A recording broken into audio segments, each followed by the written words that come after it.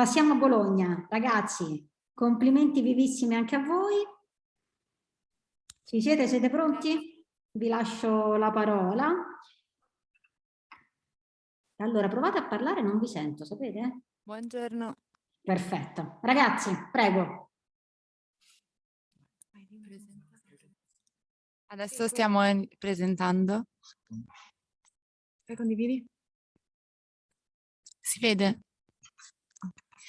Good morning, everyone. We are students from Liceo Galvani in Bologna, and our group is composed by 8 students. And but during the analysis, we split up into groups, and after we compared our results. We are collaborated on this analysis, but today not everyone will speak. Our high school has taken part in extreme energy event projects since 2006, and it's always a pleasure to attend these insights, which are an occasion for us to take part in the physics world. For the International Cosmic Day of this year, we analyzed the data acquired by the Pola 01 detector, a detector that was located on the Nanook boat, a boat that was headed to Svalbard Island near the Arctic Circle. This has to be taken into account because the latitude of the rays was significantly different from the data collected in Italy. During this trip, the boat ran aground and tilted, and this allowed us to verify that the variation of the zenith angle influences the moon rate. At the beginning of our analysis, we studied the moon rate on the entire surface of the detector planes, and later we investigated the moon rate only on a quarter of the surface, which decreases the geometric acceptance. The aim of our analysis is to prove that there is a relationship between the moon rate and the zenith angle, and to prove that the trend of the moon rate follows a function cos squared theta. The moon flux through the Pola 01 detector follows the function cos squared theta for moons with an energy of 3 GeV.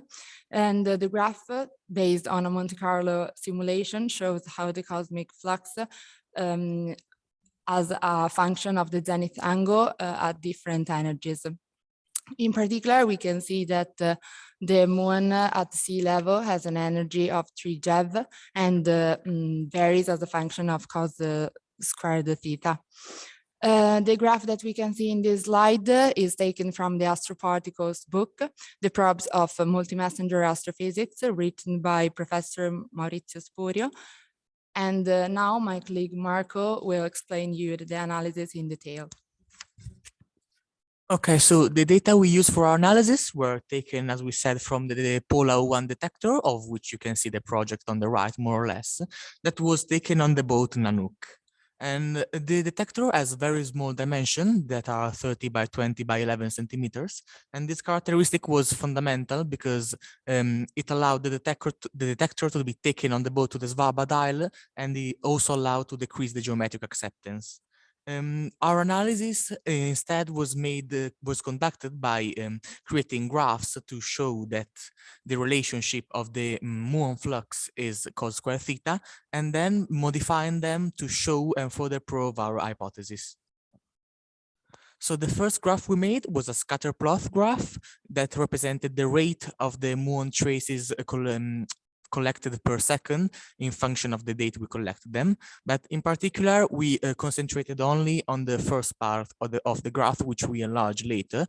This was because this was the moment when the boat tilted. And since the detector was placed on the boat, the zenith angle changed accordingly to the one of the Nanook. And so this allowed us to measure the change in the muon flux while the zenith angle was increasing. While in the second graph, we scattered all the data on a graph representing the rate on the y-axis and the cos squared theta on the x-axis. And since all the data were fitting on a best fit line, we were able to prove, or just to further imagine, that the trend of the muon flux at sea level is effectively cos squared theta. And now I'm going to hand it over to Isabella, who's going to explain the further checks we made to prove our hypothesis. So for a deeper analysis, following the hints that you gave us, we decided to group the moon straight to different time intervals. The first one of 10 minutes, while the second one of 15 minutes, expecting a clearer graph. Observing the two graphs, we can say that they are comparable because the gradient, so the index error square has similar values. In the first one, in fact, it's 0.83, while in the second one, it's 0.87.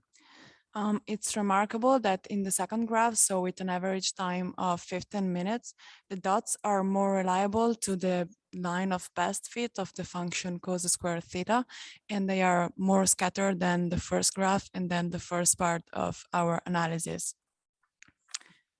As a further studying for our analysis, we decided to consider only a quarter of the surface of the scintillator plates in order to reduce at minimum the geometrical acceptance to isolate the rays only perpendicular to the surface of the detector itself.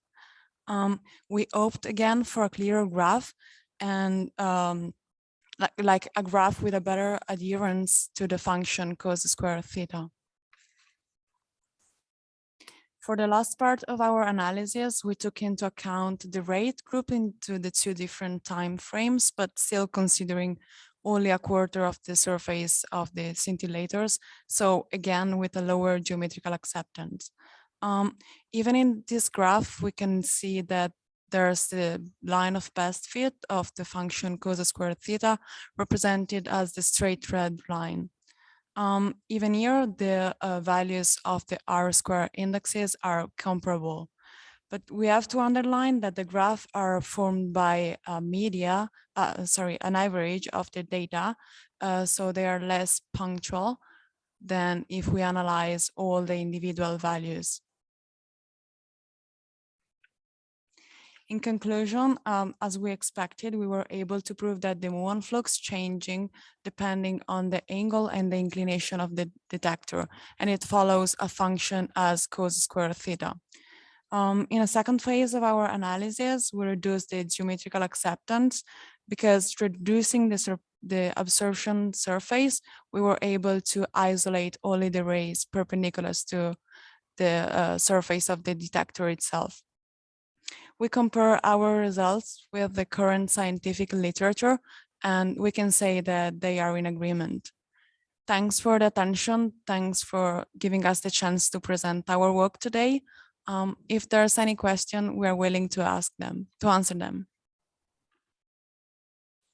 Ragazzi, allora innanzitutto grazie mille, complimenti per l'inglese, siete veramente molto professionali, anzi vi devo dire parlate inglese molto meglio della media dei fisici italiani, quindi complimenti, stiamo crescendo delle nuove generazioni molto professionali. Allora, prima